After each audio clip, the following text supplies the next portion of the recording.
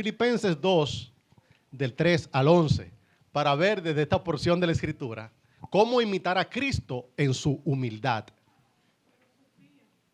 Es Filipenses 2, del 3 y hasta el 11, para ver en esta porción de la Escritura cómo podemos imitar a Cristo en su humildad. Dice así la Sagrada Escritura, Filipenses 2, estaré leyendo del 3 en adelante, dice así la palabra del Señor. Nada hagáis por contienda o por vanagloria, antes bien con humildad, estimando a cada uno a los demás como superiores a él mismo, no mirando cada uno por lo suyo propio, sino cada cual también por lo de los otros. Haya pues en ustedes este sentir que hubo también en Cristo, el cual, siendo en forma de Dios, no estimó el ser igual a Dios como cosa a que aferrarse, sino que se despojó a sí mismo, tomando forma de siervo, hecho semejante a los hombres, y estando en la condición de hombre, se humilló a sí mismo, haciéndose obediente hasta la muerte, y muerte de cruz, por lo cual Dios también le exaltó hasta lo sumo, y le dio un nombre que es sobre todo nombre, para que en el nombre de Jesús se doble toda rodilla de los que están en el cielo, en los cielos y en la tierra y debajo de la tierra, y toda lengua confiese que Jesucristo es el Señor, para gloria de Dios Padre. Pueden sentarse, mis hermanos.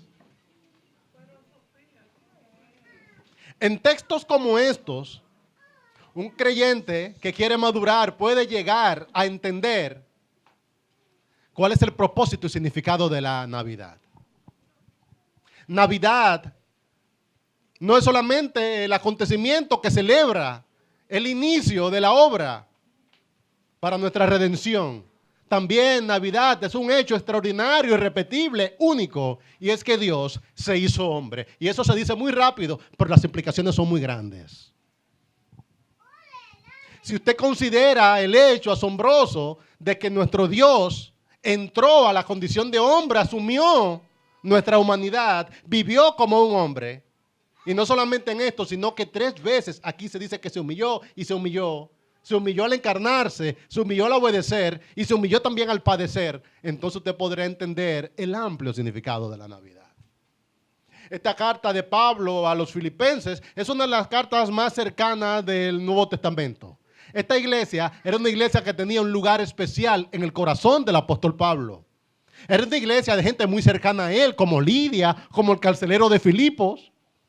Era la iglesia que le había respaldado financieramente desde el inicio de su ministerio, y ya en la postrimería vuelven y le envían una aportación, y él ahora le devuelve esta carta con 2 propósitos principales. Primero, agradecer la generosidad de los filipenses, pero también para animarle con algunas contiendas que se deja ver que había en el interior de la iglesia. Hermanas de la congregación, al parecer, no habían podido ponerse de acuerdo. Y se mencionan por su nombre en el capítulo 4, por lo menos 2, Evodia y Síntique. Él les anima a que asuman la humildad como una manera de manifestar que estamos imitando a Cristo. Y yo sé que cuando uno habla de ser humilde, todos asumimos que ya lo somos. No lo asuma.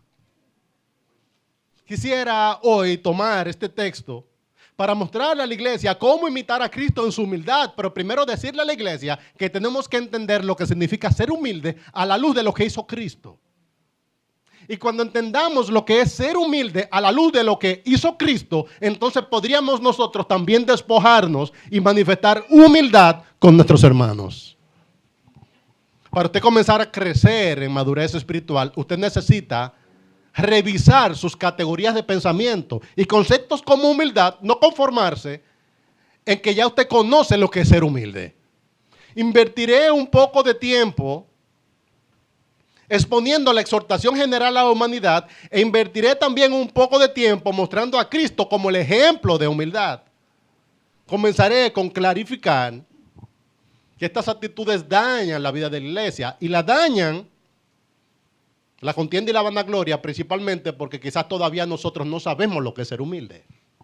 Si usted está en el nivel primario de humildad, en el nivel más simple de humildad, usted asume que una persona humilde es una persona que se parece a usted. Es alguien que quizás no es un fantoche, es una persona que no anda viviendo de manera escandalosa, es alguien que quizás públicamente no vive en autoexaltación, pero hay rasgos de contienda, de vanagloria, que nosotros no nos detenemos, con facilidad podemos repetirlo. Comienza él diciendo, en el versículo 3, nada hagáis por contienda o por vanagloria, antes bien con humildad, estimando cada uno a los demás como superiores a sí mismo. Estas son las dos actitudes que se están combatiendo. Lo primero, una actitud de contienda, y lo segundo, una actitud de vanagloria. Para madurar, uno asume que uno tiene un poquito de eso. Todos somos hasta cierto punto contenciosos y todos somos hasta cierto punto vanagloriosos. Y no, cuando habla así, alguien dirá por dentro, yo puedo decir que sí, pero no estoy seguro de que tú estás diciendo que sí. Si tú no has entendido lo que significa ser humilde, tú no sabes si lo eres o no lo eres. Humilde, según la cultura popular, no es lo que es humilde según el pensamiento cristiano. De hecho, Cristo era humilde, pero Cristo no era una persona empobrecida. Cristo no era una persona con pobre actitud. Cristo no era un hombre apagado. De hecho, él estaba plenamente consciente de su deidad.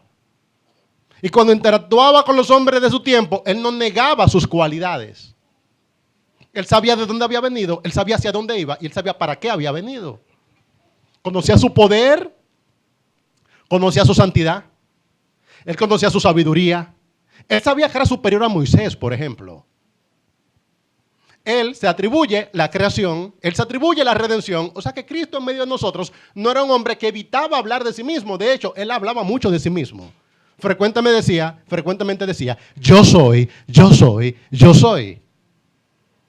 ¿Se dan cuenta en esta aparente contradicción? Que uno dice que Cristo es humilde, pero al mismo tiempo Cristo venía diciendo, yo soy.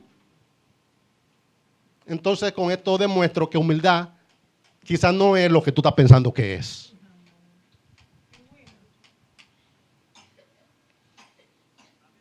¿Qué es contienda? Es una ambición de poder, de dominar al rival, movido por intereses que son egoístas. Y todos somos hasta cierto punto contenciosos. ¿Qué ocurre? ¿Qué pregunta para reflexión? ¿Qué ocurre en tu interior cuando tu criterio no es tomado en cuenta?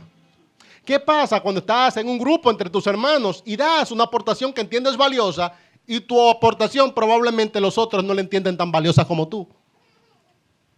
¿Qué ocurre cuando estás contribuyendo y las cosas no se hacen a la manera tuya? Tú estás dispuesto a ceder para avanzar.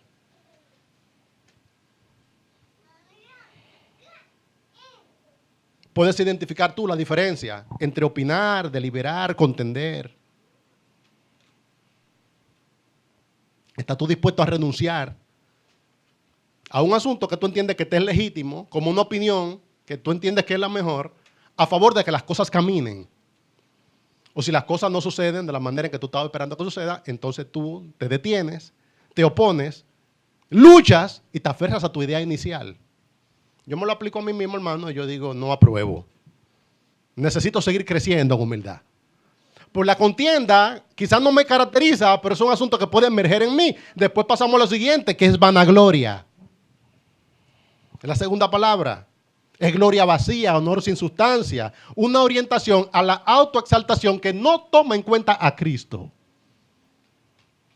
Para un creyente, vanagloria no puede ser lo mismo que para un no creyente. Porque nosotros tenemos un Señor que es glorioso. Y si para cualquier persona algo es legítimo, para nosotros no. ¿Sabe por qué no? Porque nosotros vivimos a la luz de la gloria de Cristo. De forma tal que cuando nosotros nos manifestamos, ya nuestra media no es la cultura popular, sino que es la gloria de Cristo. Y una actitud de vanagloria es cualquier aproximación de exaltación de un creyente que no toma en cuenta la gloria de Cristo.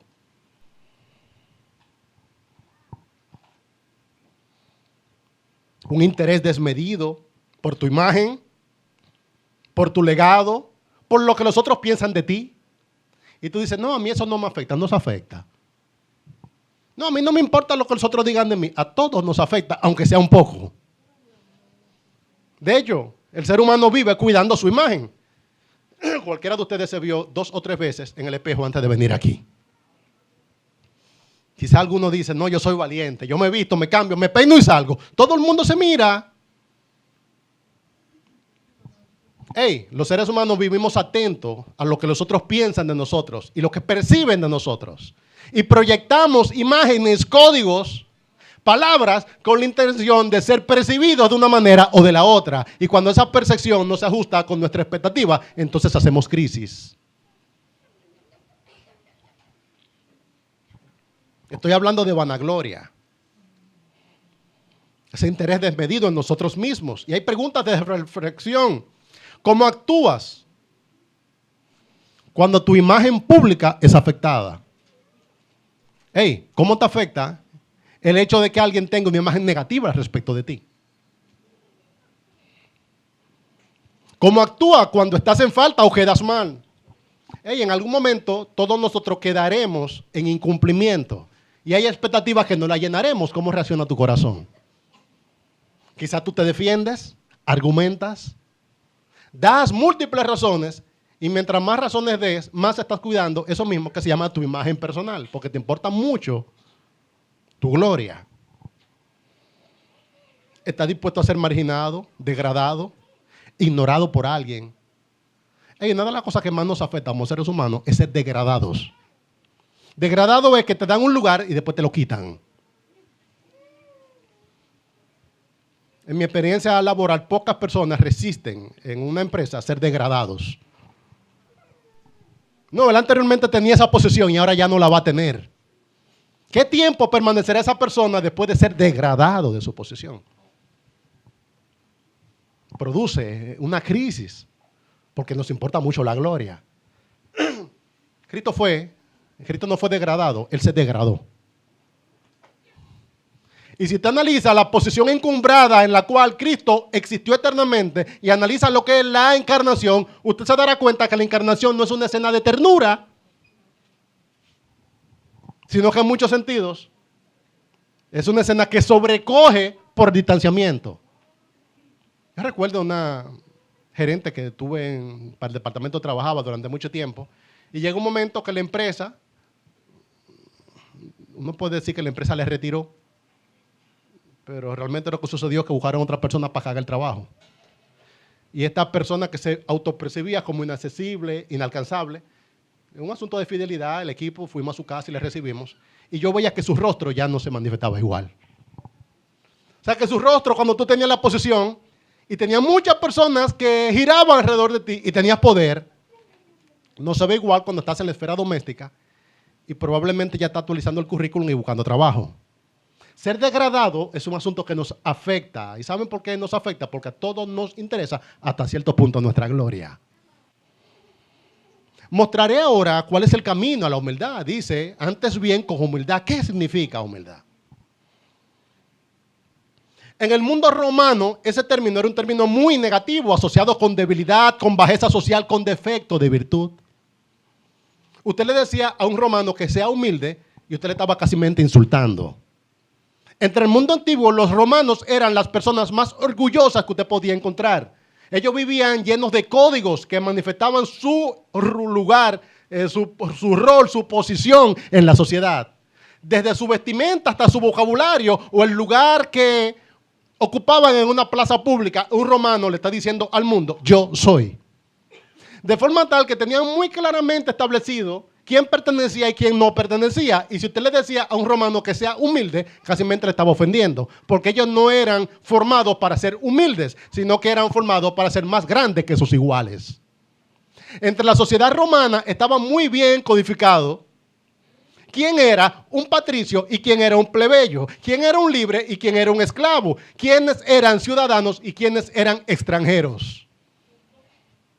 Y cuando usted llegaba a una ciudad, desde la manera en que usted llegaba hasta la manera en que usted vestía, estaba anunciándole a las personas de esa ciudad que usted pertenecía o que no pertenecía. Un romano no asumía esto que entendemos en el mundo occidental, de que ser humilde es algo bueno. Para ellos era sinónimo de debilidad. De hecho, El cristianismo, cuando fue predicado en Roma, estaba trastornando la sociedad romana porque estaba cambiando las estructuras de poder. Y ya los creyentes no perseguían tanto esas cosas como la perseguían antes. Y el hecho de que los cristianos llegaran a dejar de perseguir esas cosas, los romanos intelectuales entendían que el cristianismo era un peligro para Roma. Porque si esta gente comienza a predicar que en Cristo realmente hay una horizontalidad y podemos ser iguales, entonces ¿qué yo hago con mi ciudadanía que me costó tanto dinero? Y mi toga. La ropa púrpura era muy costosa y se reservaba para las personas que podían pagarla. Y quizás usted había comprado unas cuantas túnicas moradas y usted dice, ¿y qué hacemos ahora? Que los cristianos dicen que no deberíamos tener códigos de superioridad entre nosotros. Aquí es que hace sentido cuando el evangelio fue predicado en Tesalónica y decían estas personas romanas, estos que trastornan el mundo entero también han venido hasta acá. El cristianismo estaba trastornando el mundo entero porque ya el mundo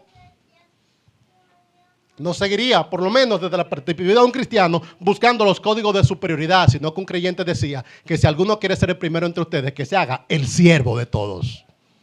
Imagínense lo que ideas como esta hacían en la cultura romana. A ti te estamos formando desde los 2 años para que tú te sientas superior con tu vecino. Y ahora te vamos a decir en la iglesia del Señor que tu vecino debería ser considerado como superior a ti mismo.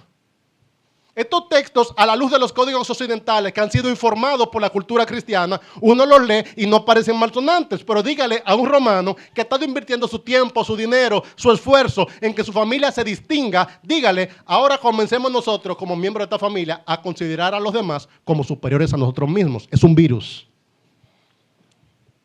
A los romanos no les gustaba la idea y a los cristianos tampoco. Es más fácil decirlo que vivirlo. Pero lo que nos están diciendo aquí es que antes bien, con humildad, eso que no les gusta a los romanos y eso que tampoco nos gusta a nosotros. Y se va volviendo como cada vez más profundo. Antes bien, con humildad, dice la Escritura, considerando cada uno a los demás como superiores a él mismo.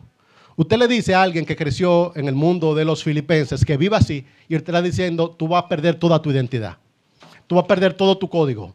Tú vas a perder todo aquello que te distingue. Tú vas a hacer de nuevo una hoja en blanco.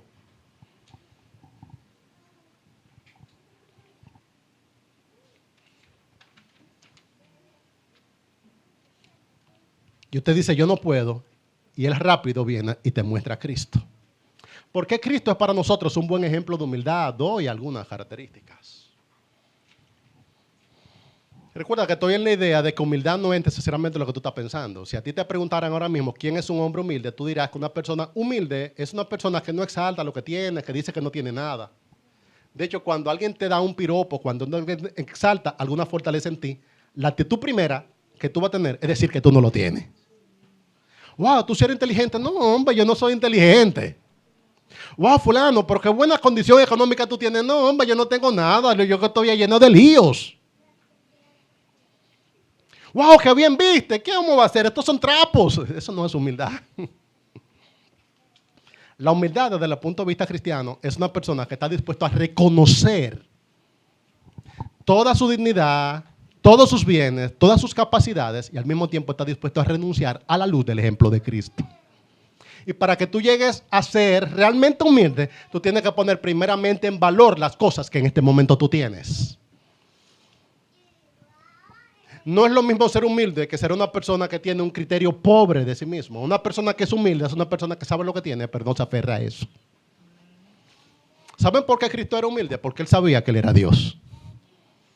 Cristo fue realmente grande porque Cristo en su encarnación, Él tenía plena conciencia de su eternidad, plena conciencia de su poder, plena conciencia de sus privilegios. De hecho, Él decía que millares de ángeles estaban a la disposición suya.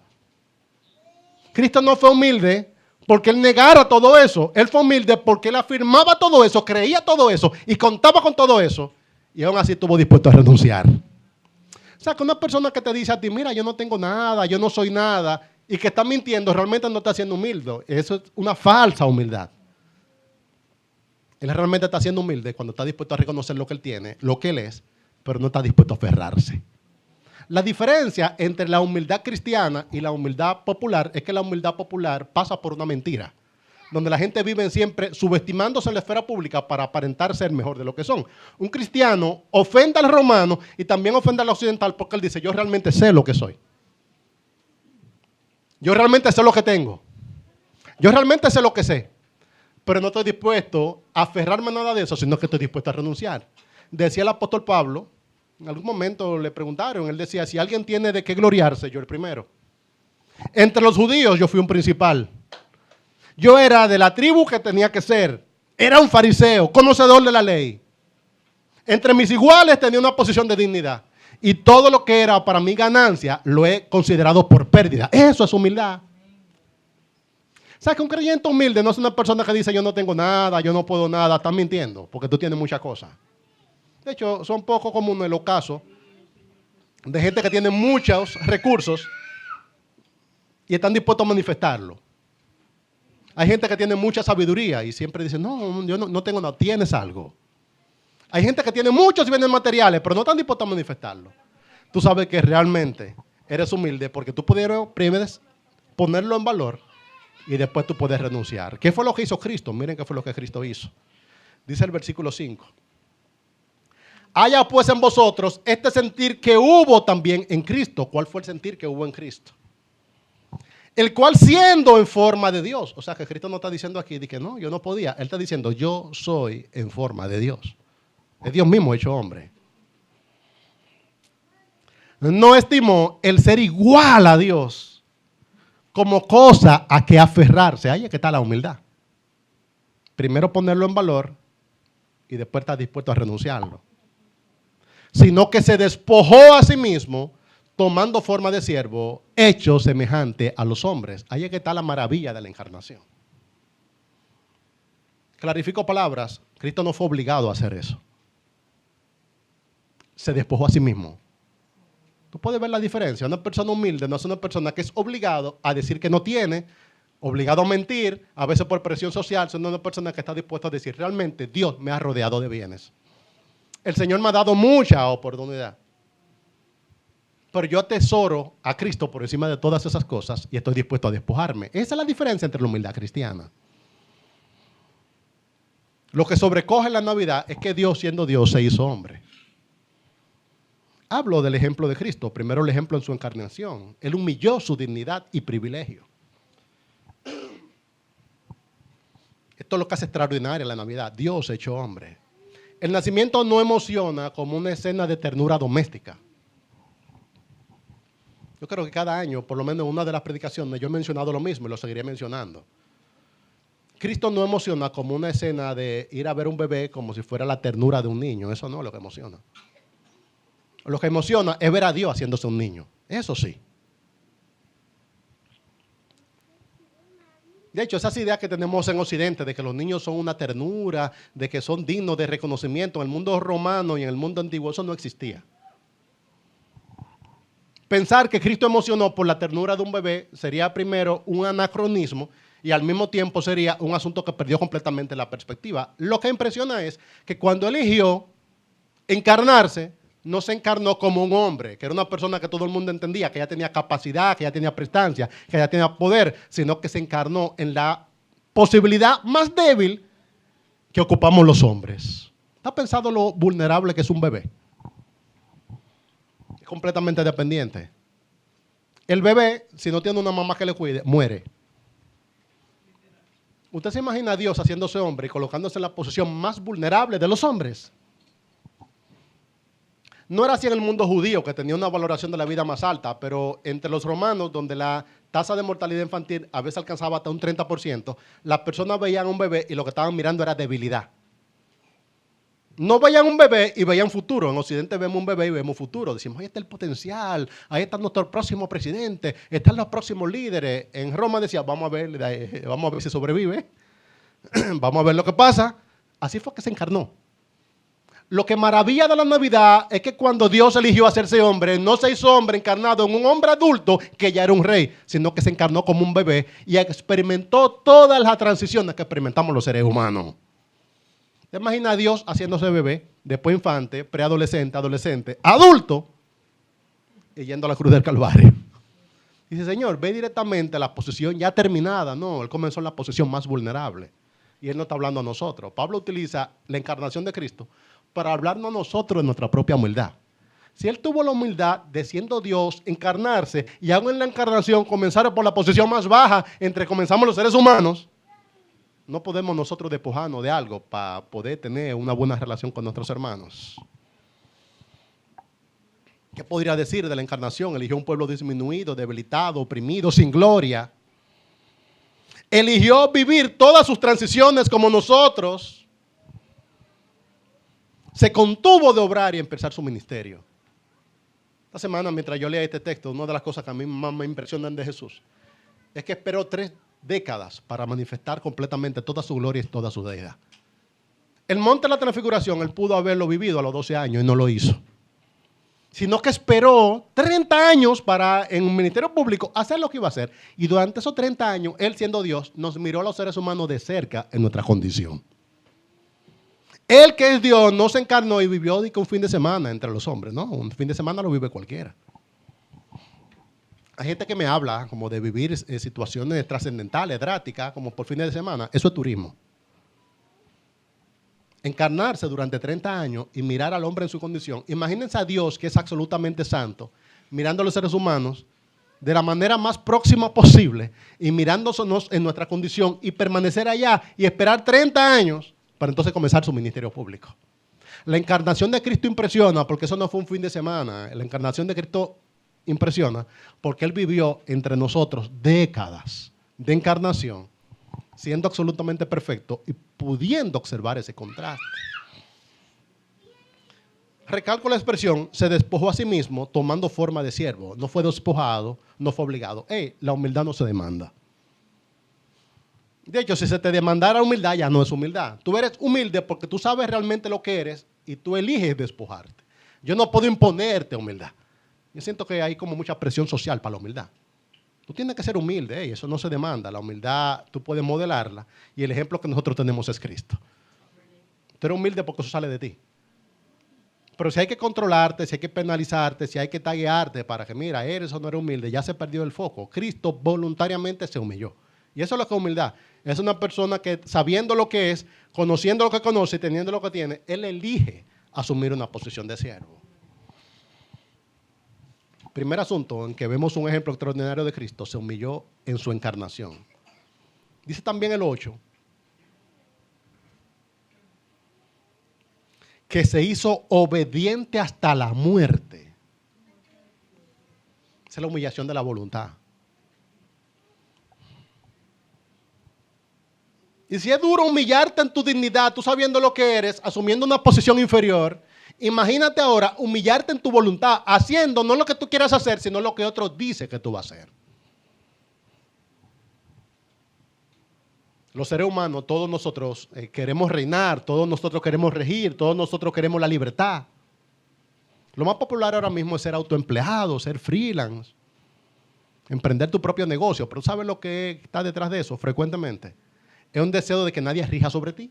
Es un deseo de que nadie te trace la pauta. Un deseo de no tener un jefe. De hecho, esa es la campaña más popular. Sé tu propio jefe. Porque a los seres humanos nos molesta tener que sujetarnos a la voluntad de los otros.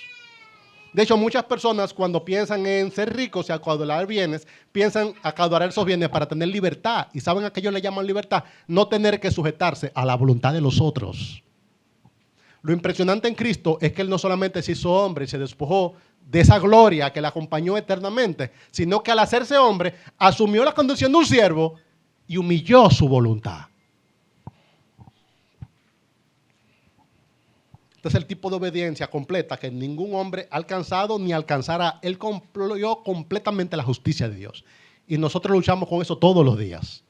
Todos los días yo quiero hacer mi propia justicia y no la justicia de Dios. Todos los días yo quiero hacer mi propia voluntad y no la voluntad suya. O sea, que un creyente que se humilla es un creyente que está dispuesto a sujetarse, a someterse a la voluntad de su Dios. Y en un mundo donde todos pretenden ser primero, Cristo aceptó en forma agradable hacerse un segundo. Y Él dijo, yo hago la voluntad de mi Padre. Cuando nos dice que haya en nosotros este sentir que hubo también en Cristo. Este fue el sentir que hubo en Cristo. No aferrarse a su dignidad y no aferrarse a su voluntad. Yo sé que todos nosotros luchamos con cosas diferentes. Para algunos de mis hermanos, el aspecto de la humildad más difícil es asumir que alguien no note, no me considere, o no me respete, o no me dé la dignidad que yo creo que yo merezco. Para otros, el aspecto donde más le afecta la humildad es tenerse que sujetar a la voluntad de los otros. Pues los otros quieren hacer cosas que no son las cosas que tú quieres hacer. La humildad de Cristo es como un asunto tridimensional. Cristo humilló su dignidad, Cristo humilló también su voluntad. Y también humilló su justicia, y voy para allá ahora. A todos nosotros nos afecta más un aspecto u otro de la humildad. He hablado de que la humildad se manifiesta humillando tu dignidad. Tú sabes lo que tú eres, pero tú te recoges. Humillando tu voluntad. Tú quieres hacer una cosa, pero tú haces la voluntad de alguien.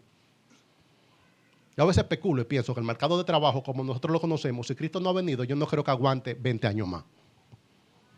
Los hombres de estos tiempos no están listos para tener un trabajo de 8 a 5. Y para tener un jefe. ¿Usted sabe lo que molesta tener un jefe? Y yo a veces proyecto hacia adelante. Yo digo, con el ego tan grande que vivimos los hombres de nuestros días, estas relaciones de sublevación, de subordinación, como que van a aparecer cosas del pasado. Es que a nosotros nos molesta humillar nuestra voluntad, nos molesta tener liderazgo, nos molesta tener jefes y nos molesta tener un Señor. Y cuando uno llega a Cristo, cuando uno dice que Cristo es el Señor, lo que uno está diciendo es que está dispuesto a sujetarse a la voluntad suya. Y que en lo adelante lo que Cristo diga que es bueno, para mí es bueno. Lo que Él diga que haga, eso yo hago. Es humillar nuestra voluntad. Hay otro aspecto de la humillación de Cristo que es extraordinario. Y es que en su castigo, Cristo humilló su justicia. Él no merecía ser castigado. De hecho, quienes le castigaron no tenían la calidad moral para castigar a Cristo. Dice aquí, y estando en la condición de hombre, se humilló a sí mismo, haciéndose obediente hasta la muerte. Y después dice, y muerte de cruz. O sea que la muerte no fue la muerte natural que viven los seres humanos, sino fue que una muerte por castigo. Y él no merecía el castigo. Hey, hermano, ¿cómo te sientes tú cuando te dan algo que tú entiendes que no te merece? Sí, en su llaga fuimos nosotros sanados. ¿Cómo te sientes tú cuando te dan lo que tú entiendes que no te corresponde? Yo calculo que de los aspectos de la humildad de Cristo es el que a mí más me molesta. Cuando yo creo que he trabajado para algo y no se me da la recompensa. Hago siempre la misma anécdota, hermano. Recuerden que nunca me destaqué como un gran estudiante, pero a veces haciendo sobreesfuerzo. Y un profesor que todavía yo entiendo como malvado, en algún momento me evaluó con un 99. Y yo peleé por ese 99 con unos niveles de furia como si fuera un 70 o un 55. Porque yo entendía que había trabajado para 100. Y él busca un periquito técnico para quitarme un punto. Y cuando me quitó ese punto, yo hice crisis. ¿Y sabe por qué yo hice crisis? Porque yo entendía que yo tenía la justicia. Y ese punto era mío.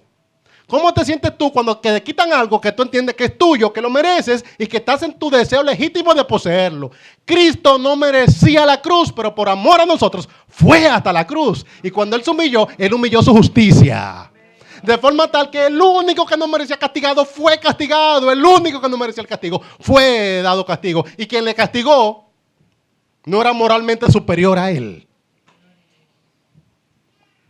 Ese aspecto de la humillación de Cristo es un aspecto que nos da duro porque todos nosotros luchamos por nuestros derechos. Quítale en esta sociedad de derechos donde queremos vivir, quítale a una persona un poquito lo que le corresponde y tú verás cómo esa persona hace crisis. Realmente nos afecta tenernos que despojar de algo que entendemos que es nuestro derecho. Cristo no merecía la cruz, pero Él asumió la cruz por amor a nosotros. Eso es lo que es humildad. Haya pues en ustedes este sentir que hubo también en Cristo. Uno se da cuenta que uno es humilde porque está dispuesto a sacrificar el punto ese. Profe, gracias, quédese con él. Si usted me quitó el punto, yo entiendo que algo bueno usted está haciendo en mí. Me muerdo la lengua ahí. Uy, hablemos de lo bono. ¿Le dieron lo bono? No, que yo me gane esa comisión. ¿Cómo se sienten los vendedores cuando por un artilugio técnico le quitan la comisión? Yo hice los números, pero mira, sacaron ahí un asunto para no pagármelo. ¡Ah! Cristo no merecía algo y lo asumió. Él tenía toda la justicia, pero humilló su justicia. Yo siempre justifico eso a la luz de lo que es correcto. No fortalezca la mano del impío. Hey, hay cosas que yo las merecía por derecho y tengo que tener la disposición a sacrificarla. Eso me tocaba a mí. Tómalo tú. Uf.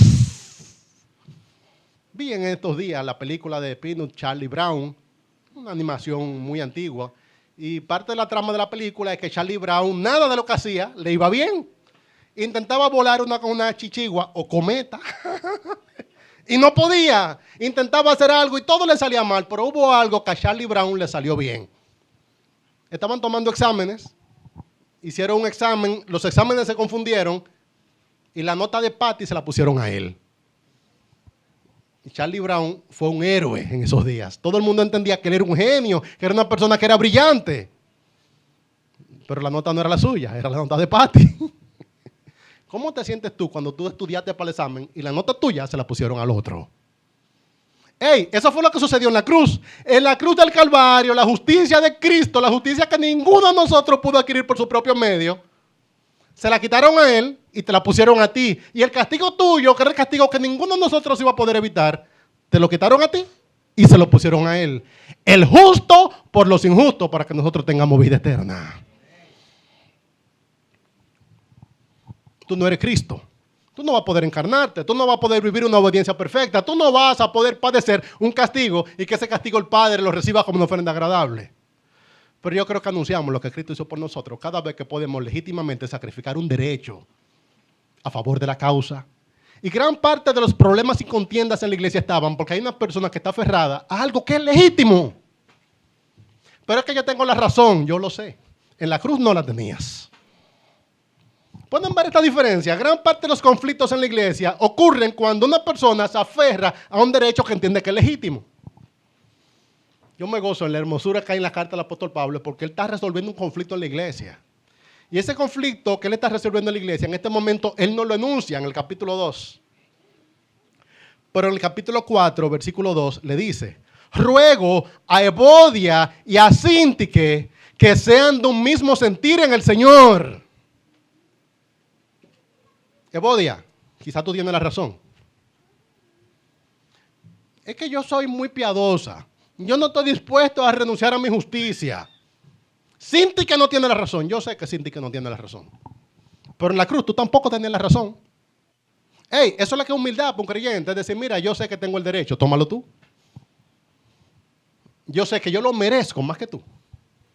Pero estoy dispuesto a cedértelo. Humildad no es una persona que niega las cosas y dice, no, tú tienes razón, yo no tengo que decirte que tú tienes razón para decirte, hermano, vamos a hacerlo de la manera tuya.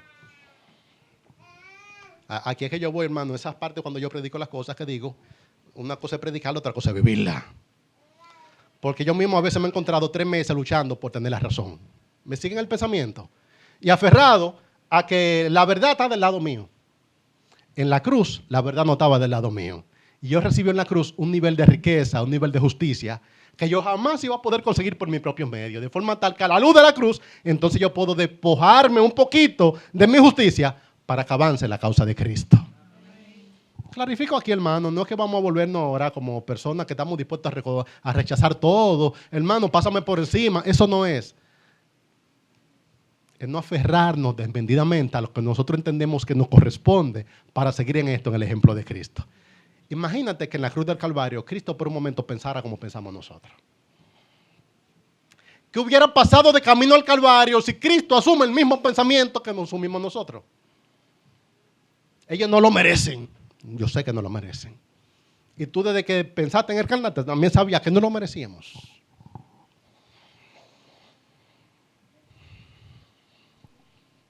De hecho, ahí es que está, hermano. A mí me afecta aún más cuando yo soy despojado en favor de alguien que yo entiendo que no merecía eso. No, hermano, que yo tenga como recuerdos tan vívidos de cada cosa. Pero cuando yo era adolescente, estaban de moda los tazos. Y habían tazos y habían megatazos. Y tenía unos vecinitos que tenían una colección de tazos, hermano. Eran Selen y Albertico. Y la mamá se llamaba Zelandia. Y Albertico era bueno, él tenía un megatazo de bombón, hermano, que él le daba los tazos, ¡tá! Y levantaba 5 tazos. Y estaban jugando los tazos Selen y Albertico. Y vino Albertico y le ganó todos los tazos a Selen. Pero Zelandia le había mandado a que haga algo. Cuando llegó lo encontró jugando. Le dijo a los demás, están castigados y me entregan todos los tazos. Y tomó los tazos y los quemó. Entonces Albertico se sentía enardecido en su justicia. Él decía, pero yo le gané todos los tazos y ahora ninguno de los dos tenemos tazos. Ahí es que nuestra justicia colapsa. Pero eso fue efectivamente lo que pasó en la cruz. En la cruz del Calvario a nadie le andaba buscando si como pecador era gerente, director, operario, mando medio. La cruz tomó la justicia de Cristo y nos la repartió a todos nosotros. No de una manera proporcional ni equitativa, sino que nos dio a cada uno de nosotros el mismo nivel de justicia que tenía Cristo. Y quizás tú te sientas insatisfecho, tú dices, pero que fulano es más pecador que yo. ¿Y cómo que a él le dan más justicia a los? Tú forzaste más la cruz de Cristo que yo. Ay, hermano, en Cristo. Cuando Él fue a la cruz, Él pagó por todos nuestros pecados y asumió la culpa de todos nosotros. Y al mismo tiempo nos da a todos nosotros el mismo nivel de justicia que Él tiene. De forma tal que cuando tú entiendas que te están quitando un derecho que es legítimo, piensa que eso es ser humilde. Tú no estás negando que tú lo tenías. Tú lo que estás diciendo es, yo reconozco que lo tengo y como reconozco que lo tengo, voluntariamente puedo despojarme. Leo de nuevo el texto, hermano. Recuerda estas 3 esferas de la humildad de Cristo. Cristo se humilló en su dignidad al encarnarse. Cristo humilló su obediencia al cumplir la justicia que nosotros no pudimos cumplir. Y Cristo se humilló en el castigo al padecer lo que Él no merecía padecer de mano de aquellos que eran peores que Él. Él le decía a Pablo a esta iglesia, haya pues en vosotros este sentir que también hubo en Cristo, el cual siendo en forma de Dios, no estimó el ser igual a Dios como cosa que aferrarse, sino que se despojó a sí mismo, tomando forma de siervo, y hecho semejante a los hombres, y estando en la condición de hombre, se humilló a sí mismo, haciéndose obediente hasta la muerte, y muerte de cruz. Por lo cual Dios también lo exaltó. Ay, hermano, el Señor, cuando ve tu humildad, Él puede exaltarte. Porque que yo te exalte no significa mucho, porque a mí también me van a comer los gusanos. Humillaos bajo la poderosa mano de Dios y Él os exaltará cuando fuese tiempo.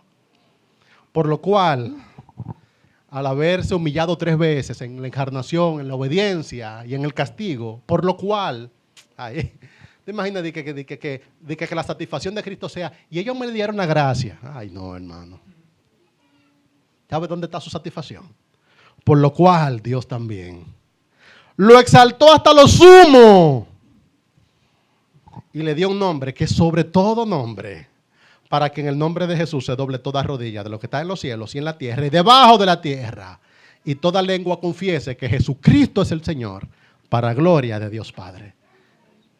En la contienda y en la vanagloria tú andas buscando tu gloria. Aquí tú estás buscando la gloria de Dios Padre.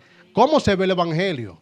Miren, el Evangelio es la buena noticia de que Cristo hizo lo impensable para que nosotros recibamos lo que jamás podíamos merecer. ¿Qué es lo que es el Evangelio? Es la buena noticia de que Cristo hizo lo impensable, Dios haciéndose hombre, Dios obedeciendo, Dios padeciendo lo impensable para que todos nosotros recibamos lo que nosotros no merecíamos recibir. El Evangelio no es solamente la noticia de que fuimos salvados, sino también la noticia de cómo Dios obró esta salvación. El Hijo Eterno no se aferró a su gloria, sino que se humilló, haciéndose hombre y tomando la forma de siervo. Una distancia tan grande entre su grandeza y nuestra vileza que nosotros no alcanzamos nunca a dimensionar, por lo cual lo tendremos que seguir predicando. Ante una gracia así, la respuesta natural es la adoración a Cristo y la humildad entre nosotros. Hermano, si tú fuiste salvo por gracia, te queda muy feo vivirte sublevando. Si realmente tú fuiste salvo por gracia, te queda muy feo seguirte aferrando a tus derechos. Si realmente el Señor lo ha hecho, por favor, hermano, no te aferres a tu justicia, sino dale a los otros lo mismo que tú has recibido. Oro por la iglesia para que podamos imitar a Cristo en su humildad.